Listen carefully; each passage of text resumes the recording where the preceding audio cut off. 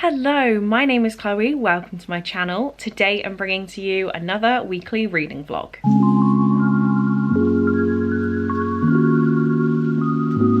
So, books. What am I reading right now? I am currently 307 pages into Powerless by Elsie Silver, so I'm going to pick this up now and try and finish it off. I have 6.5 working days left in my current job. Today is a work from home day. I'm going to read some Powerless. I'm getting ready for my very intense job where I don't think I'm going to have a minute to breathe during the work day, so I'm going to read a little bit of this. Then for the rest of the week, I have 2 buddy reads. The first one is Night Chills by Dean Koontz, which is the Chloe's Crime Scene Corner buddy read. I need to read 54 pages of this today. It is very tiny writing, so we will see. I'm kind of scared of reading this, kind of looking forward to it. So that's number 1. And then number 2 buddy reads for the day is Masters of Death by Olivia Blake, which is my buddy read with Emily over at Emily Kathleen Reads. We have got 64 pages of this to read today, so I need to buckle down with this one as well. So we have I don't even know what genre you'd put this in, but then we have a horror, and then we have a smutty romance, and oh, I'm liking these vibes next to each other. That's cute. Plans for the rest of the week. It's my mom's birthday tomorrow, so that's taking over a lot of my plans, and I'm going to a bottomless brunch, like bar day, on Saturday for that. And then I'm also going to go see the new Twisters movie this week. And as I said, it's the last full working week of my current job. So we're at the end of my 3-month notice and it has not come quick enough. Right, I'm going to knuckle down and get some reading done. I hope you enjoy the vlog.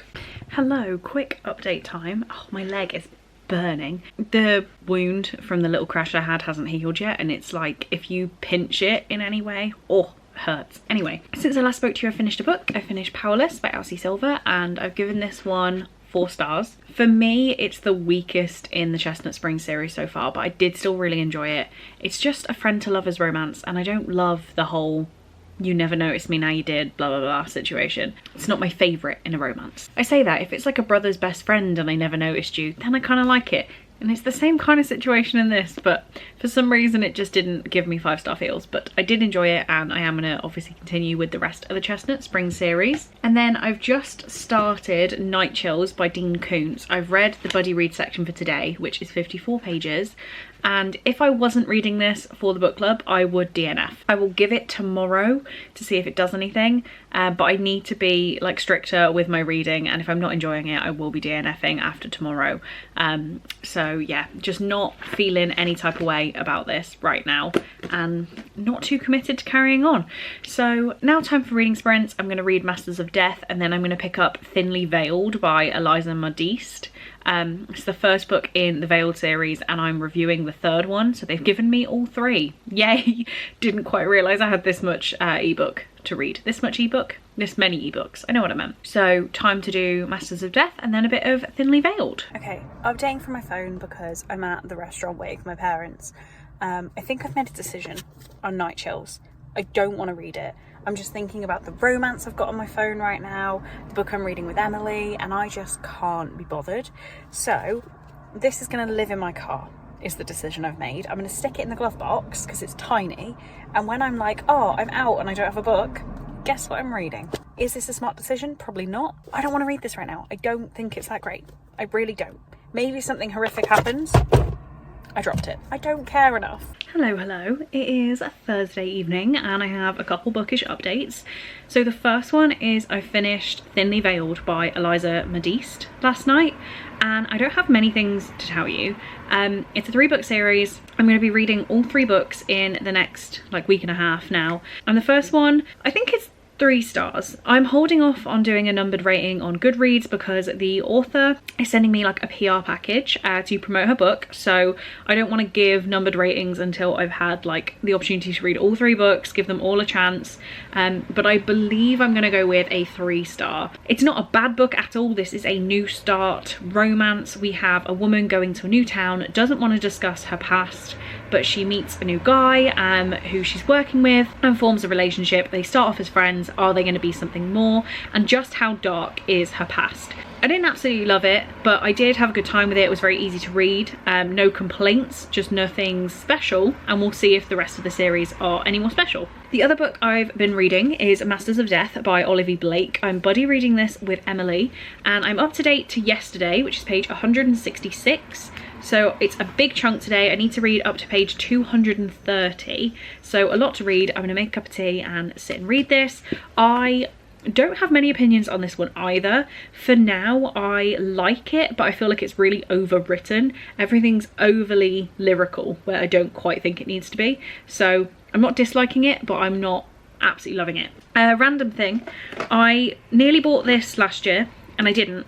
But I went to Tesco today and I bought the Zebra multi-pack in the back to school sale. This was £12.50. I'm sure it was £10 last year, but £12.50, and it is 30 pence with a little holder. Do I need this? No. Did I buy it anyway? Of course I did. Yes, you have a little desktop stand for your pens. 50 slots to hold 50 pens. Then you have a collection of mild liners, like literally all the colours, and a really funky collection of the smooth grip pens. I have no idea what colours all of these are, but oh my god, they're so cool. Like, look at this one, it's got polka dots. So I'm going to set up my new pen holder.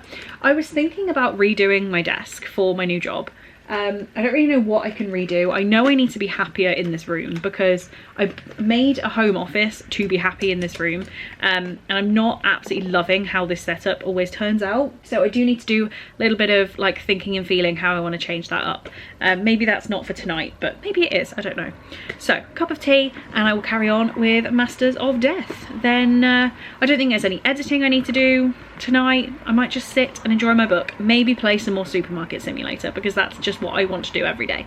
Hello, just thought I'd drop in. We're in Friday morning. Why did I say that so weirdly? It is about 12:30, so actually afternoon.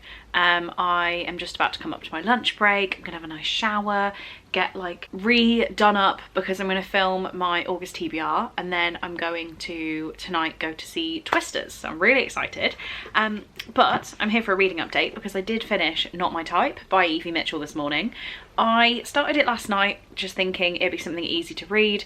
It's my Patreon buddy read for next week, but because I'm doing the final book support group, I wanted to just read it. Well, I kind of thought this weekend, but I read it all in pretty much one sitting this morning. Oh, how do I talk about this book? I gave it 1 star. I don't like this. I really don't like this. Now I'm thinking, is 1 star too harsh? But no. So this story has a lot of amazing representation. We're following Frankie, who is in a wheelchair, and she is a sexologist. She has a podcast called the All Access Podcast, and she talks about like sex and intimacy through the lens of accessibility and having to make adjustments. So talking about how people can get things done while having accessibility needs. Somebody writes a letter in about getting into rope and shibari, so she decides that she has to get a rigger involved to teach her about it. So she meets Jay. The relationship with Jay goes from attraction to full-blown love so quickly. I just don't feel like it's actually developed at all. This book is only 250 pages long, and the time jump that we see through the middle, it's like, okay, I guess we're on a different relationship like stage now, but without actually getting there. All in all, I appreciate what this author is doing for representation, particularly disability representation in smutty romances. I really do appreciate that, but this felt like the copy that was given to the publisher as a first draft before any adjustments, any fleshing out. Like, it was just, it needed so much more. So much more. I know that romances are getting too long now because we're getting hefty romances, but I just don't feel like 250 pages was enough for this. I didn't care for it. I really didn't. So glad I gave it a go, but the actual story sucked, quite frankly.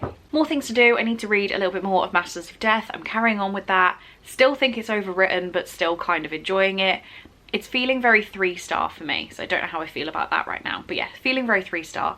I will try and update you again before the end of the day. But yeah, it's a cinema day for me, and I have never been to the cinema alone. I spoke to a few people who've done it Everyone says it's perfectly normal and it's okay, but feeling a little bit weird about it. We'll see how I get on later. I don't know if you're going to be able to hear anything because I'm right next to the main road, but I just left the cinema to watching Twisters, and it was one of the best movies I've ever seen in my life.